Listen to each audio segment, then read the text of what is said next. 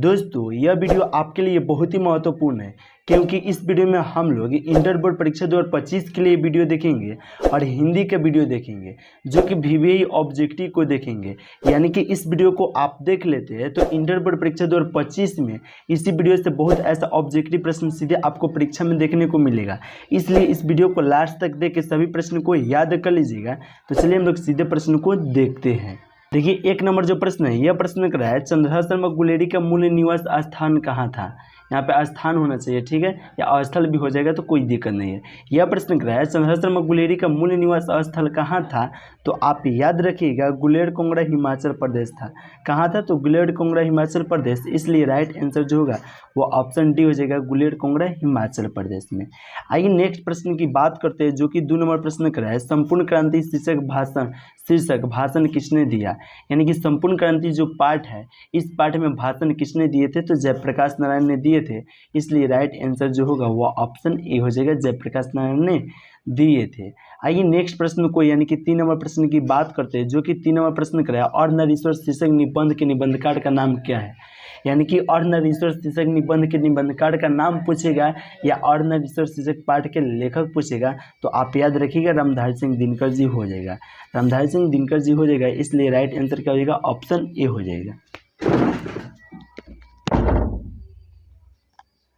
आइए नेक्स्ट प्रश्न की बात करते हैं यानी कि 4 नंबर प्रश्न को देखते हैं। और 4 नंबर जो प्रश्न है यह प्रश्न कर रहा है बातचीत शीर्षक निबंध के निबंधकार का नाम बताइए।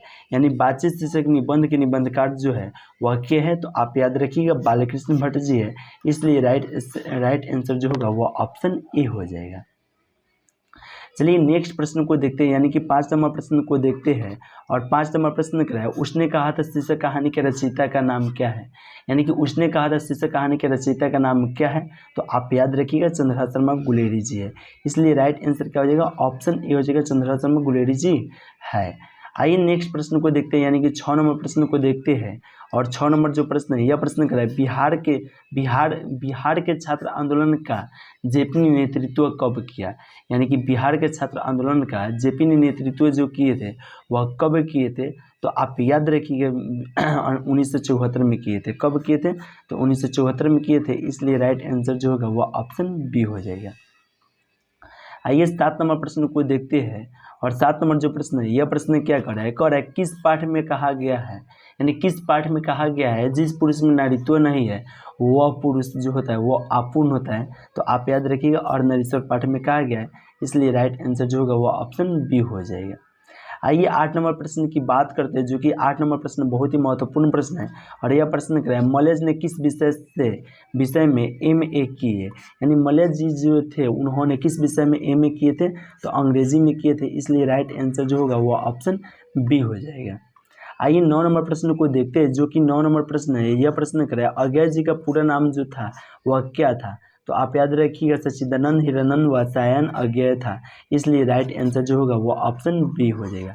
अज्ञेय जी का पूरा नाम क्या होगा, सच्चिदानंद हिरानंद वात्स्यायन अज्ञेय जी होगा। आइए नेक्स्ट प्रश्न को देखते हैं यानी कि 10 नंबर प्रश्न को देखते हैं। और 10 नंबर जो प्रश्न है यह प्रश्न कर रहा है किस पाठ में आया है 3 बज गए 4 बज गए 11 बज गए। तो आप याद रखिएगा किस पाठ में आया है 3 बज गए 4 बज गए 11 बज गए, तो रोज पाठ में आया है। इसलिए राइट आंसर क्या हो जाएगा, ऑप्शन ए हो जाएगा। देखिए 11 नंबर प्रश्न को देखते हैं जो कि 11 नंबर प्रश्न कर रहे हैं कि किस पाठ में यह उक्ति आई है। किस पाठ में यह उक्ति आई है,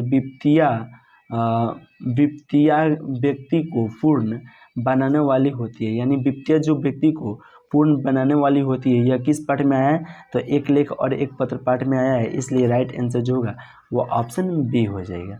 आइए नेक्स्ट प्रश्न की बात करते हैं यानी कि 12 नंबर प्रश्न को देखते हैं जो कि प्रश्न कर रहा है एक लेख और एक पत्र शीर्षक पाठ के लेखक कौन है। यानी एक लेख और एक पत्र शीर्षक पाठ के लेखक के हैं, तो आप याद रखिएगा भगत सिंह है। इसलिए राइट आंसर जो होगा वो ऑप्शन ए हो जाएगा, भगत सिंह है। आइए 13 नंबर प्रश्न की बात करते हैं जो कि 13 नंबर प्रश्न कर रहा है ओ सदनीर निबंध के निबंधकार का नाम बताइए।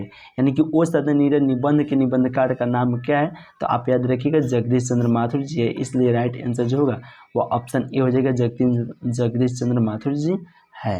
आइए 14 नंबर प्रश्न को देखते हैं जो कि चौड़ कैसे ताल है, तो आप याद रखिए उथले ताल है। इसलिए राइट आंसर जो होगा वो ऑप्शन ए हो जाएगा, उथले ताल है। देखिए 15 नंबर प्रश्न को देखते हैं और 15 नंबर जो प्रश्न है यह प्रश्न कर रहा है बालकृष्ण भट्ट किस युग के साहित्यकार थे। यानी बालकृष्ण भट्ट जी जो थे उन्होंने किस युग के साहित्यकार थे, तो आप याद रखिएगा भारतेंदु युग के साहित्यकार थे, इसलिए राइट आंसर जो होगा वो ऑप्शन बी हो जाएगा। देखिए 16 नंबर जो प्रश्न है यह प्रश्न बहुत ही महत्वपूर्ण प्रश्न है, जो कि करे मोहा राकेश के बचपन का जो नाम था वह क्या था। यानी कि मोहा राकेश के बचपन का नाम क्या था, तो मदन मोहन गुगलानी था, इसलिए राइट आंसर जो होगा वो ऑप्शन ए हो जाएगा, मदन मोहन गुगलानी। आइए नेक्स्ट प्रश्न की बात करते हैं, यानी कि 17 नंबर प्रश्न को देखते हैं और 17 नंबर जो प्रश्न है यह प्रश्न क्या कर रहा है, कह रहा है प्रगति और समाज शीर्षक निबंध किस पुस्तक से लिया गया है। तो आप याद रखिएगा वाद विवाद संवाद से लिया गया है, इसलिए राइट आंसर जो होगा वो ऑप्शन ए हो जाएगा, वाद विवाद संवाद से लिया गया है। देखिए 18 नंबर प्रश्न को देखते हैं, जो प्रश्न कर रहा है जूठन क्या है।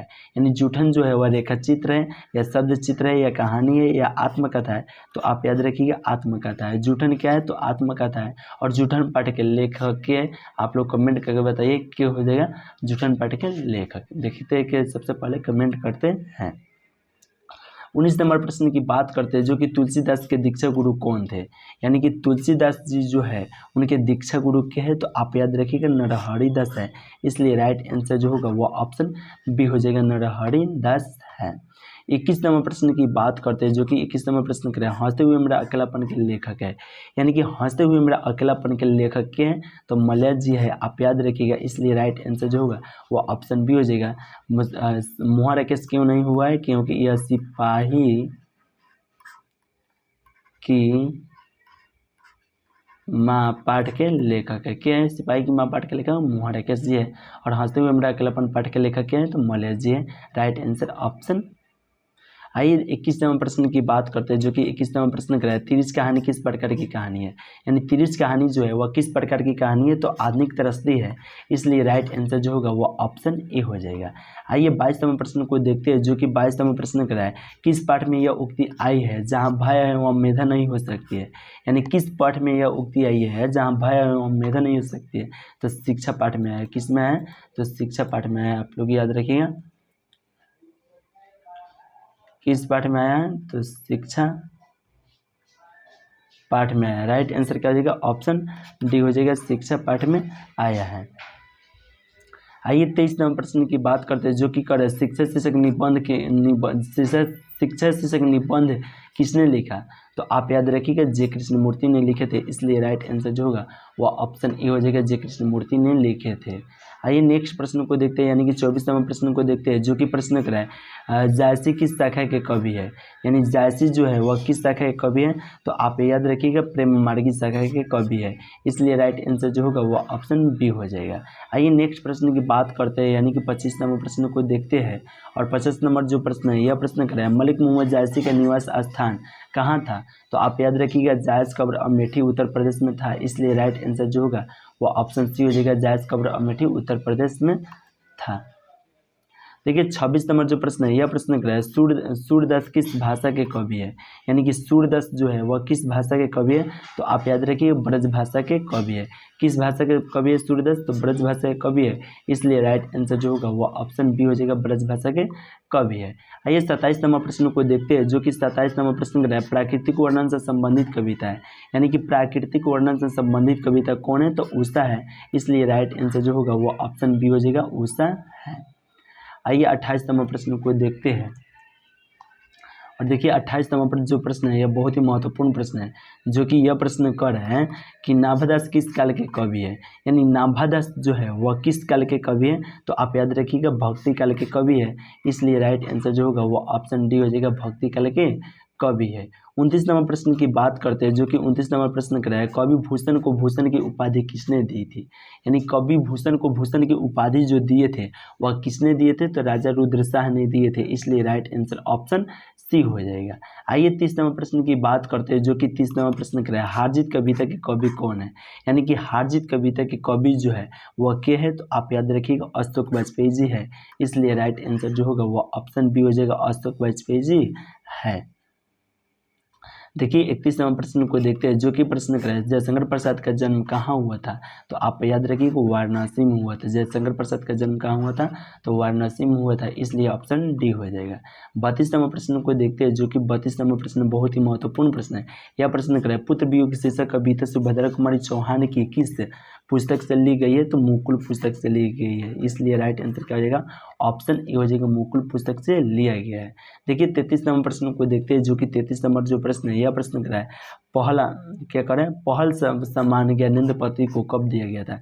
यानी कि पहल सम्मान जो था वह ज्ञानेंद्र पति को कब दिया गया था, तो आप याद रखिए कि 2006 ईस्वी को दिया गया था, इसलिए राइट आंसर ऑप्शन बी हो जाएगा। आइए 34वां प्रश्न को देखते हैं, जो कि 34वां प्रश्न करा है जनजन का चेहरा एक शीर्षक कविता के रचयिता कौन है।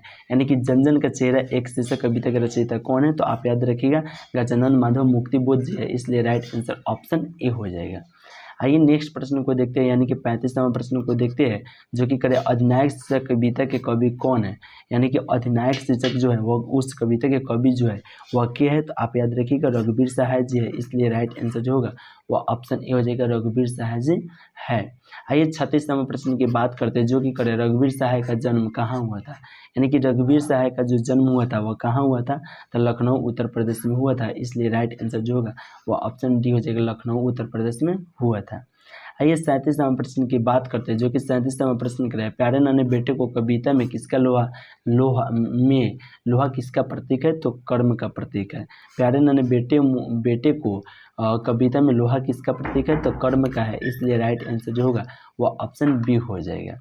आइए नेक्स्ट प्रश्न की बात करते हैं, यानी कि 38वां प्रश्न को देखते हैं, खेत रहना शब्द का अर्थ क्या होता है, तो आप याद रखिए मारा जाना होता है, इसलिए राइट आंसर जो होगा वह ऑप्शन बी हो जाएगा। 39वां प्रश्न की बात करते हैं, जो कि 39वां प्रश्न कर सिपाही की मां निम्नलिखित में से कौन है, तो बिस्नी है। सिपाही की मां निम्नलिखित में से कौन है, तो बिस्नी है, इसलिए राइट आंसर जो होगा वह ऑप्शन बी हो जाएगा। आइए 40वां प्रश्न को देखते हैं, इस वीडियो का लास्ट प्रश्न को देखते हैं, जो कि करे ज्ञानेंद्र पति का जन्म कहाँ हुआ था, तो आप याद रखिएगा ज्ञानेंद्र पति का जो जन्म हुआ था वह झारखंड में हुआ था, इसलिए राइट आंसर ऑप्शन सी हो जाएगा। दोस्तों इसका PDF आपको चाहिए था 73 685 601 पर आप मैसेज कीजिए, व्हाट्सअप नंबर है, तो हम आपके पास बिल्कुल फ्री में इसका PDF भेज देंगे। चलिए दोस्तों यहीं पे वीडियो समाप्त करते हैं, बाकी आपको वीडियो कैसा लगा आप कमेंट करके ज़रूर बताइए।